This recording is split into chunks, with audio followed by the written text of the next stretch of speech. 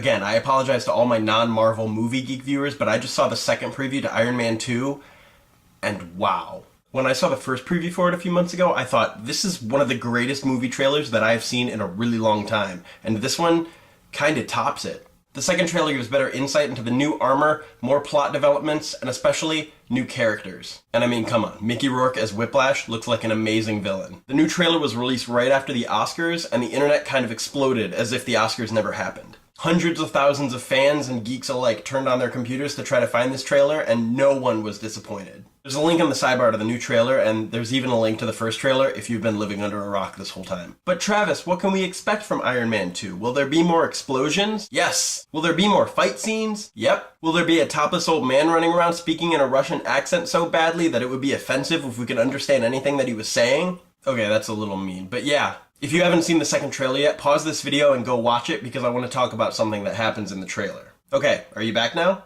An Iron Man suit reduced to the size of a suitcase? That just goes to show you never stand behind Robert Downey Jr. at airport security. If the line can get held up by somebody not taking their laptop out of the case, imagine how Robert Downey Jr. would hold up the line with a fully functional flying robot in a suitcase. He wouldn't be able to get that through the scanners. You'd be waiting for hours. You would probably miss your flight. How inconsiderate, Robert Downey Jr. Now, most of you probably think that the suitcase suit is really sweet, but about 5% of you actually get the reference. Look at the color scheme. It's red and silver. Is this a nod to the Silver Centurion Iron Man armor from Iron Man's heady West Coast Avenger days? I mean, yeah, it could be. He's in Los Angeles, right? Superhero color schemes are important. Superman is best when he's red and blue with a dash of yellow, the Hulk is green most of the time, and Iron Man fancies race car red and gold. When comic book publishers are looking for a cheap attention grabber, they kind of change a superhero's outfit for a while. In the 1985 Marvel Comics, they were looking for something big for Iron Man's 200th issue.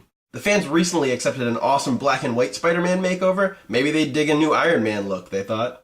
Iron Man 200 not only featured the first appearance of the previous Iron Man movie's supervillain, the Ironmonger, but to defeat his overpowered foe, Iron Man debuted his most drastic armor change of all time, the Silver Centurion armor. But as with most superhero costume changes, it kind of wore off pretty quickly. The fact that he reverted back to the old color scheme was just about as big news as reverting to the new color scheme. At the end of the 7-part Armor Wars storyline, Tony Stark had to fake Iron Man's death, and in doing so he had to sacrifice the Centurion armor. Not that anyone cared to know that. I'm such a nerd.